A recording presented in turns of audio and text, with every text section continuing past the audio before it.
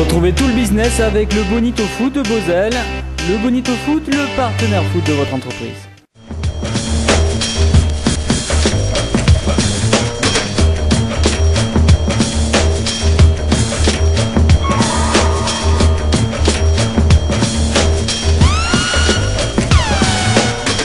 Bienvenue dans votre émission Tout le Business. Aujourd'hui, on est à Nouméo avec Vincent Lemonde, le président fondateur. Bonjour. Bonjour. Alors, tout d'abord, qu'est-ce que Nouméo ? Nouméo, c'est une jeune société innovante créée en 2007 qui a pour vocation de créer des nouveaux outils qui permettent de numériser, de générer de la géométrie 3D. D'accord. Alors, des nouveaux outils, justement, vous allez nous en parler. On en a un devant nous. Est-ce que vous pouvez nous parler des apports de cet outil ? Alors en fait, avant de créer la société, donc fin 2005, on sortait du CNRS avec mon associé, on s'est rendu compte qu'il y avait un gros manque sur le marché. C'est-à-dire que les outils qui permettaient de générer de la géométrie 3D étaient soit très encombrants, 70 cm de large, 10-20 kg à peu près, très compliqués à utiliser et souvent très chers aussi, entre 70 000 € et plus de 200 000 €. Donc là, ce constat nous a permis de nous rendre compte que la généralisation de la création de géométrie 3D, on était encore très très loin du compte et qu'il y avait de la place sur le marché pour un outil simple d'utilisation, ultra portable et plus accessible financièrement. D'accord. Donc, par exemple, celui-là, il pèse à peu près on est autour ici d'1,9 kg, donc c'est un réflexe pro classique, donc ça permet de le tenir à la main et surtout d'avoir une aisance de manipulation sans problème. Et la concurrence, pour donner un ordre d'idée, c'est plus dans les 10 kg? Alors on est entre 10 et 20 kg. Il y a une société aujourd'hui qui est un petit peu sur le même créneau que nous, sur l'ultra portable. Par contre, la complexité d'utilisation et la mise en œuvre est un petit peu particulière, parce qu'on est obligé de coller des pastilles sur les objets à numériser, on est obligé d'équiper l'environnement. Alors que nous, en fait, on est simplement sur un appareil photographique, donc on est tous habitués à utiliser un appareil photo.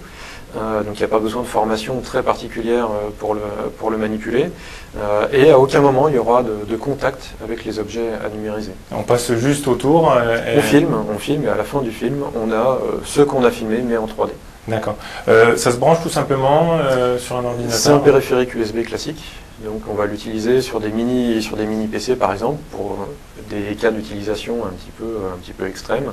À l'intérieur de la chaîne d'assemblage de la 380 par exemple, on va intervenir à l'intérieur de l'aile où on a très peu de recul évidemment. Donc là, l'outil ultra portable a évidemment un grand intérêt. D'accord. Justement, vous parlez de la 380, donc on en reviendra tout à l'heure puisque je pense que c'est un des clients, mais qu'est-ce qu'on peut numériser? Vraiment tout? Alors aujourd'hui, cet outil-là est optimisé pour des objets qui tiennent dans 1 mètre cube. C'est pas cohérent de dire qu'on va numériser une cathédrale entière avec un outil qui se tient à la main, et là les outils qui sont déjà présents sur le marché permettent de le faire plutôt bien. Donc l'idée, c'est vraiment d'aller scanner des objets le plus compliqués possible, dans des environnements assez compliqués, que ce soit par exemple des usines nucléaires, par exemple, où on n'a pas le droit d'avoir des prises électriques, où on a des contraintes d'utilisation très fortes. C'est vraiment pour libérer l'utilisateur surtout, pour générer sa géométrie. D'accord, justement, on parlait d'Airbus, mais quels sont les secteurs d'application Alors aujourd'hui, Nouméo est vraiment spécialisé sur le reverse engineering et le contrôle qualité, donc pour des applications industrielles. Donc reverse engineering, vous pouvez... C'est simplement à partir d'une pièce qui existe déjà, c'est reconstruire les plans.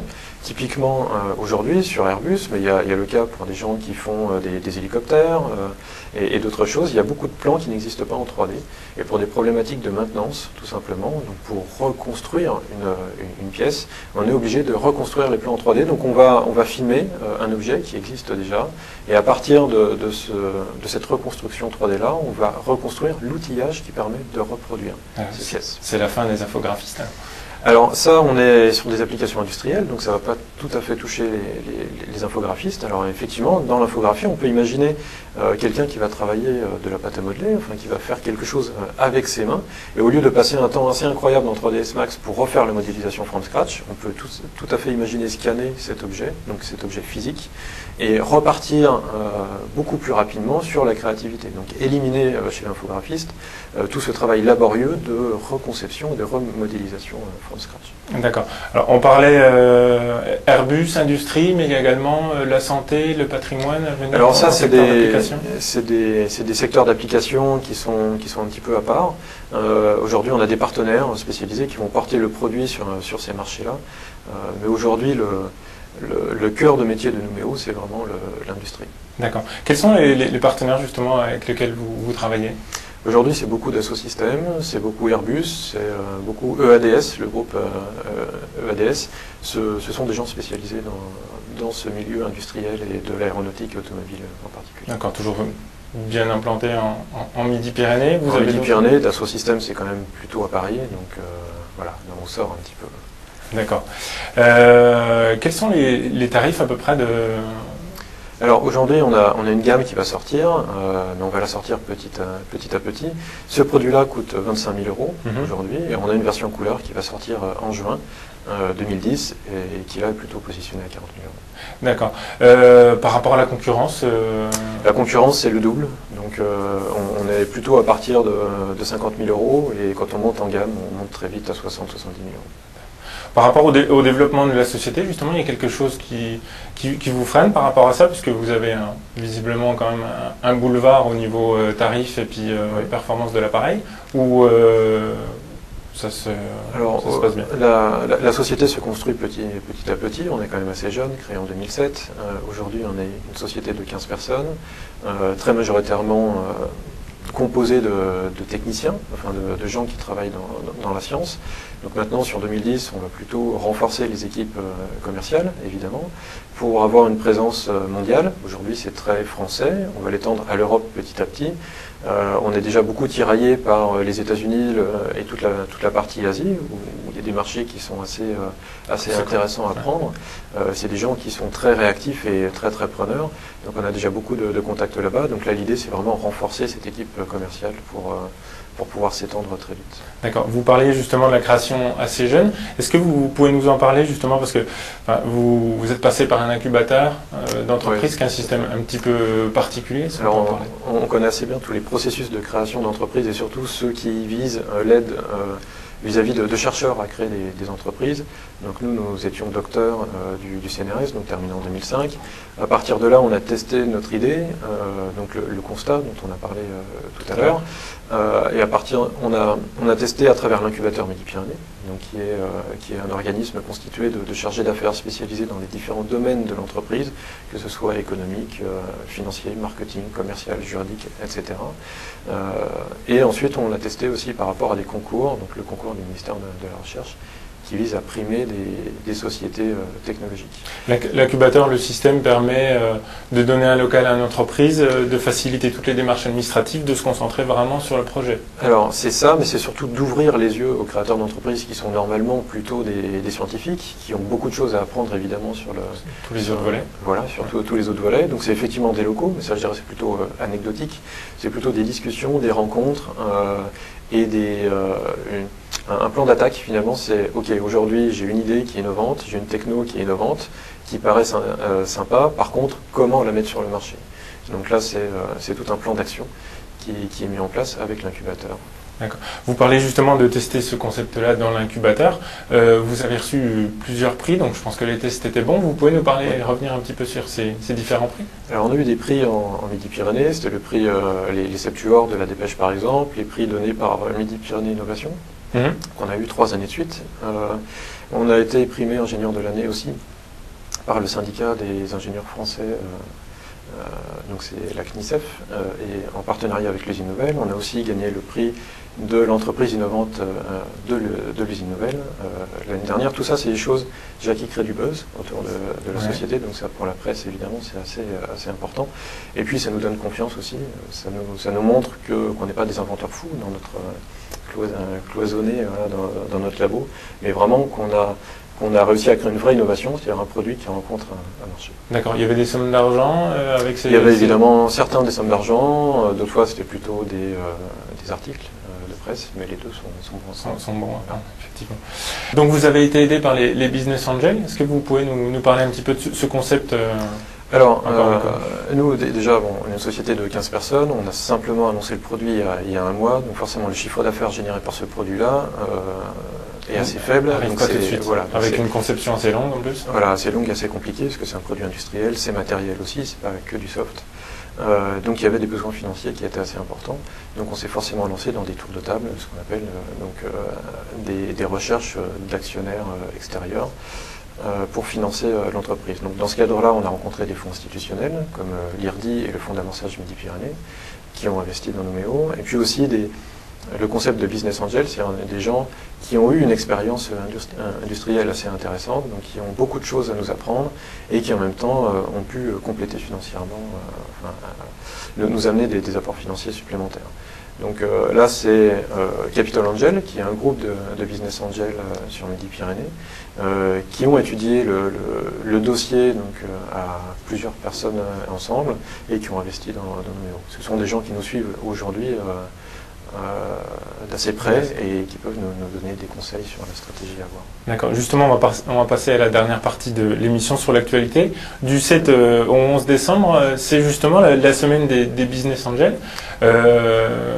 Donc vous, par rapport à ça, vraiment, ça vous a permis d'éclore la société, on va dire? Alors, le plus difficile à avoir au départ, c'est le premier tour de table. C'est-à-dire comment convaincre pour la première fois un financier. Que les projets vraiment innovants, c'est ça? Ça va dépendre. Là, on est en face de personnes physiques, donc des gens qui accrochent sur l'innovation vont financer de l'innovation, des gens qui accrochent sur du web vont financer du web. Enfin, donc ça, tout est possible. Et comme on a des personnes physiques en face de soi, il n'y a pas de règle. Donc là, voilà. Nous, on est tombé sur des gens, effectivement, qui voulaient financer une révolution technologique. Et c'était des gens qui comprenaient très bien le produit et à quoi il pouvait servir sur le marché industriel. Donc, ils nous ont accompagnés dans ce sens-là. Après, il y a d'autres business angels qui n'ont pas souhaité nous suivre parce que, justement, ils n'avaient pas cette compréhension. Et en tout cas, ils n'avaient pas ce coup de cœur. Un business angel, ça marche beaucoup sur l'émotionnel et ce coup de cœur. Et c'est vrai que c'est très humain. D'accord. Une deuxième question, il y a la ligne LGV qui est plus ou moins en travaux. On est en train de voir tout doucement les plans s'établir. Vous, par rapport à ça, là, vous avez beaucoup de clients, on va dire en Midi-Pyrénées, Dassault excepté. Est-ce que, par rapport à cette ligne, vous trouvez que Toulouse est un petit peu enclavé ou ça ne vous gêne pas du tout dans le développement? Aujourd'hui, on a l'avion, on a effectivement le train, on a beaucoup de choses. On bouge beaucoup, que ce soit au niveau national ou international. Je me sens pas enclavé, pas spécialement. Ouais. Et moi, je vois plutôt l'attrait de la région Midi-Pyrénées par rapport à sa dynamique du côté aéronautique, évidemment, et tous ces laboratoires et les écoles d'ingénieurs qui sont intéressantes. Vous utilisez plutôt la partie avion que le train? On est beaucoup sur l'avion. Oui. D'accord. Il y a également une statistique qui vient de tomber, c'est que 72% des entreprises régionales veulent intensifier le développement à l'international. Oui. Vous en parliez tout à l'heure. Vous, c'est vraiment un objectif, on parlait du Canada, des États-Unis, de l'Europe même à plus court terme. Oui. C'est dans quel ordre d'idées? Ça sera pour les mois à venir, les années? Alors sur l'Europe, ça va être dans les mois qui viennent. Sur l'international, donc la partie Asie, en tout cas dans un premier temps, ça va être fin 2010, donc c'est vraiment très proche aussi. Et les États-Unis, ça va être très proche. Quand on a un produit innovant, généralement, le marché n'est pas local. C'est un marché de suite mondial.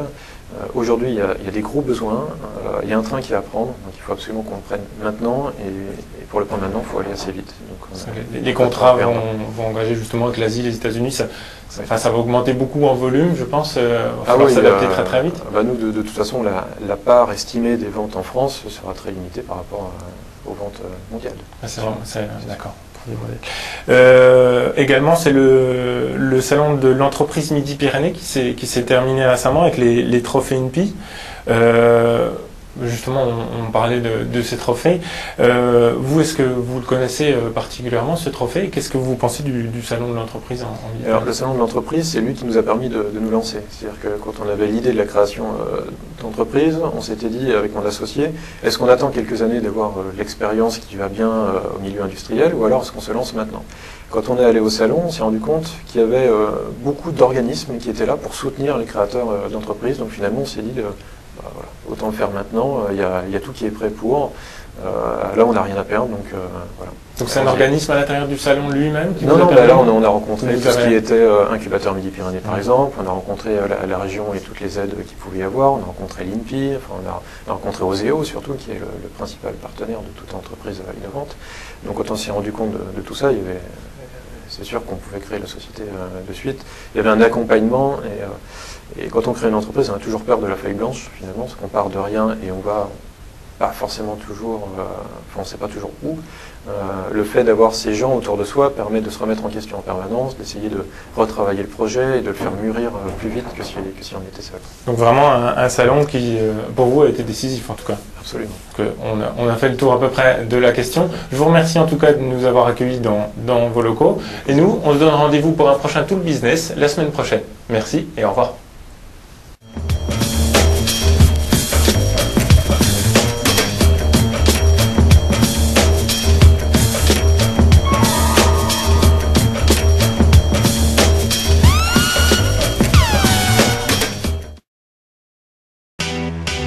C'était tout le business avec le Bonito Foot de Beauzelle. Bonito Foot, le partenaire foot de votre entreprise.